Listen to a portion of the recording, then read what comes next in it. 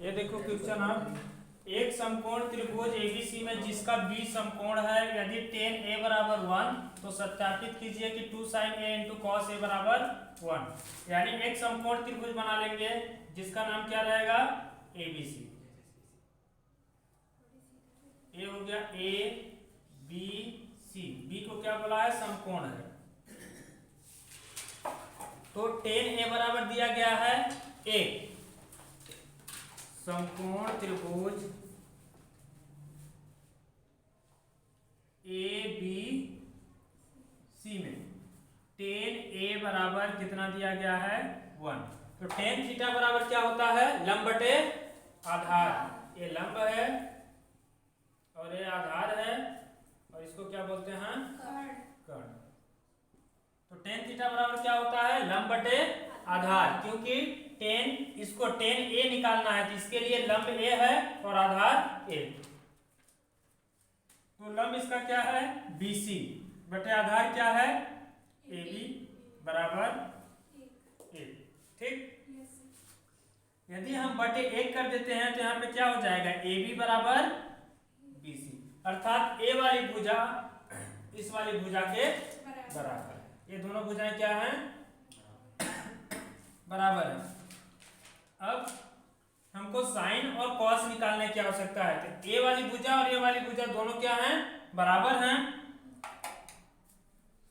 तो इसमें अब देखो एसी नहीं पता है, एसी नहीं पता है ना, तो समकोण त्रिभुज ए बी सी में पाइथागोरस लगा दो, पाइथागोरस प्रमेय। तो पाइथागोरस प्रमेय क्या होती है, कर्ण का वर्ग अर्थात AC का वर्ग बराबर लंब का वर्ग अर्थात BC का वर्ग प्लस आधार AB का वर्ग, ये होती है पाइथागोरस प्रमेय।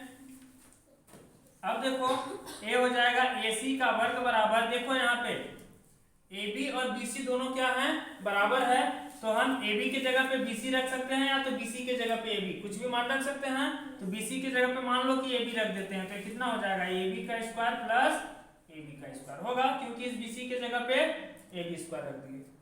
समझ में आया? तो ये हो जाएगा AC स्क्वायर बराबर ये कितना हो जाएगा, 2AB स्क्वायर, इतना होगा, 2AB स्क्वायर होगा। अब देखो AC, केवल AC बराबर निकालते हैं तो कितना आएगा, AC बराबर अंडर रूट 2AB स्क्वायर। देखो हम यहाँ पे स्क्वायर से स्क्वायर कब काट सकते थे, जब ये 2 ना रहता तब, स्क्वायर से स्क्वायर काट सकते थे जब ये 2 ना रहता तब। यहाँ पे वर्ग है तो इधर जाके वर्गमूल में होगा। अब यदि AC निकालने की बात करें तो AC बराबर हो जाएगा अंडर रूट 2AB स्क्वायर, 2 ठो है तो एक AB बाहर आ जाएगा, ऐसे आ सकता है बाहर। यहाँ तक समझ में आया?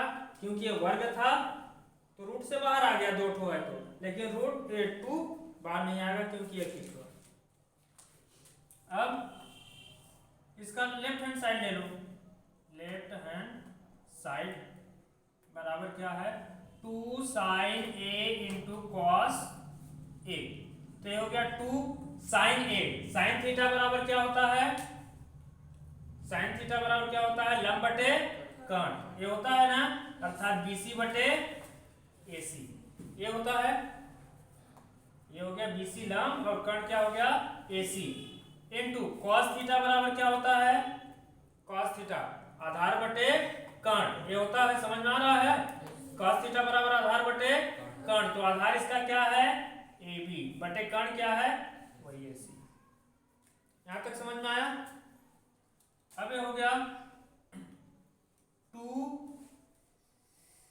यहाँ पे देखना AC का मान कितना आया है, रूट 2AB आया है, AC के जगह पे रूट 2AB लिख सकते हैं दोनों जगह, या तो हम इसको ऐसे भी कर सकते हैं, AC का AC में गुणा करेंगे तो AC स्क्वायर, इसके बाद इस वाले मान को रखो या तो डायरेक्ट इसको रखो, तो हो गया BC बटे AC के जगह पे कितना आया है, रूट 2AB इंटू AB ऊपर वाला नीचे रूट 2AB, इतना आया है।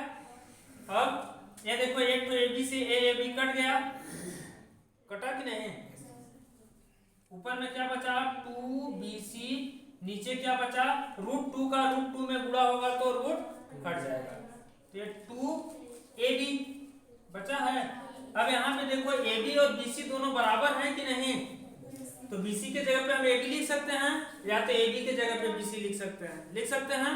तो ये हो जाएगा 2 बी सी के जगह पे ए बी लिख दो बटे 2 ए बी। तो ये 2 से 2 कटा, ए बी से ए बी कटा, उतने में उतने का भाग देते हैं, कितना आता है? ये आया। लास्ट में लिख दो अतः लेफ्ट हैंड साइड बराबर राइट हैंड साइड। ये सिद्ध हो गया। या तो इसी को के मान के कर लो, यहाँ पे इतना बराबर के मान लो, जब क्रिया गुणा करेंगे तो यहाँ पे क्या आ जाएगा? √2 के आएगा। ठीक, हाँ, तो √2 के आएगा तो के रखोगे फिर यहाँ एसी के जगह पे √2 के। सर कर्ण का मान निकाल दो तो वहां पर ही रख के कर सकते हैं। उस बार बताया था ना